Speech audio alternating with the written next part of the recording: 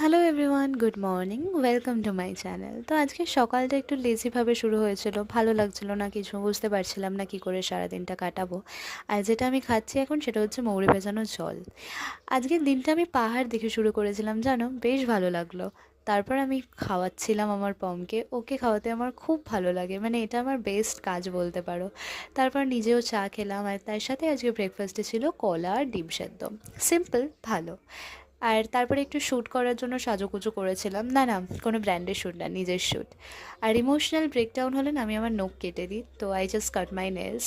And then সন্ধেবেলা বাবা নিয়ে এসেছিলো ঝুরি ভাজা আর হ্যাপিডেন্ট, যেই দুটোই আমার ভীষণ ফেভারেট। বাবা যে কী করে আমার মুডের হদিশ পেয়ে যায় আমি বুঝতে পারি না, মানে সব সময় বুঝে যায় যে আমি ভালো আছি না কিছু হয়েছে।